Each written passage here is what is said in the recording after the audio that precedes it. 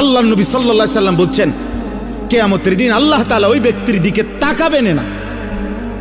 লা ইয়ানজুরুল্লাহু ইলাইহিম, আহা কি ভয়ঙ্কর কথা।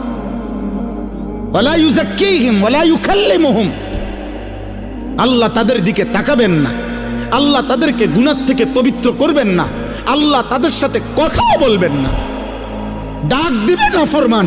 আরে মাওলা তো একটা কথা বলতে দেন। আল্লাহ ফেরেশতাদেরকে বলবে, ওরে সরা সরা এন থেকে, ওরে আমি দেখব না, ওরে আমি নিষেধ করি নাই, ওরে কি খুব কঠিন কোনো কথা কইছিলাম? বলছিলাম টাকনুর উপরে কাপড়টা পরতে, এটার মধ্যে আমি বাড়াবাড়ি কঠিন কি?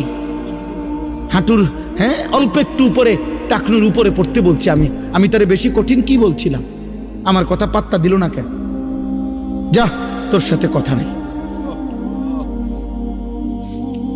তোর সাথে কথা নাই। নিজের চালাক মনে করেন, আরে চালাকের উপরে যুক্তি দেন, তাহলেও তো আমার মনটারে বুঝাইতাম। আপনি তো নিজের ভদ্রলোক, ঠিক আছে, আপনি এটার উপরে যুক্তি দাঁড় করান যে না হুজুর এর সায়েন্টিফিক ব্যাখ্যা আছে, বৈজ্ঞানিক ব্যাখ্যা আছে টাকনুর নিচে কাপড় পরা, এর উপকারিতা আপনি শুনেন। আপনি হয়তো জানেন না, আপনারা হুজুর মানুষ। হ্যাঁ আমি হুজুর মানুষ, আমি কম জানি, আপনি বেশিটা কম। আপনি বলেন